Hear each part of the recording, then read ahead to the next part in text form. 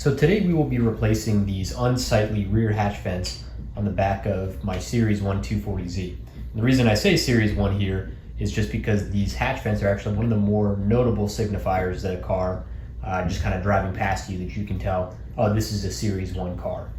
Between that and these emblems, this style of emblem also indicates that it is a Series 1 car. But as you can tell, mine here, especially the left one, are not looking too great at the moment, and I'm going to take the opportunity to replace them. I have not actually done this repair before, but here's what I can tell. On the replacement, and these are Nissan factory replacements. This is directly from Nissan, so I can kind of assume that however these look, they probably look the same way because my car has original hatch vents. I don't know of anyone who makes a good replacement other than Nissan themselves. So we have these two pins on either side.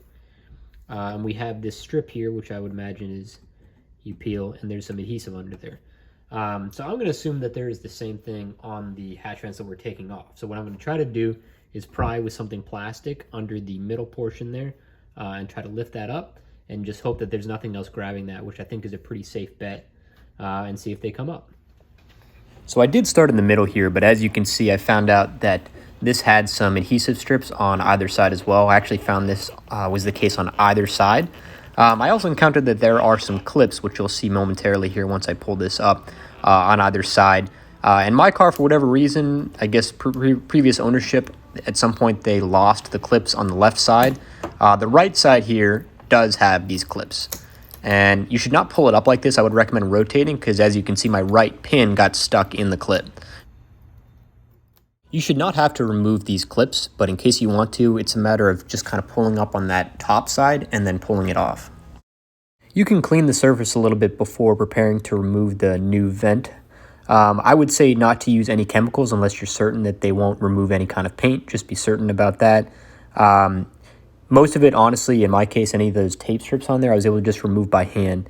You can see that I tried with just the actual strip that came with the vent here, but it was definitely not strong enough. It was just old and not very adhesive. So I had to get some 3M tape, which I'll show you me applying here in a second. I applied some 3M tape to both sides and the middle.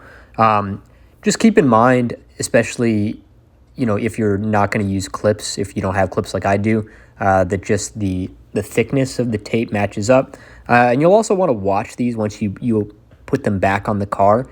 For example, one of mine just kind of popped up in the middle, and I had to put a little bit more of the adhesive tape down there just to make it, I guess, the adhesive surface closer to the actual hatch itself.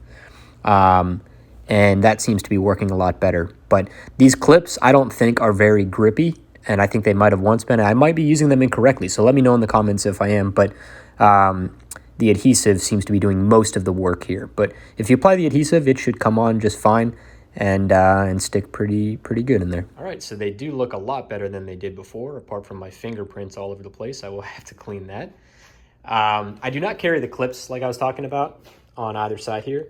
So I will include a link to those in the description from a Z-Car retailer that may carry those. And in the future, if I do happen to carry those, I'll update that to be my link.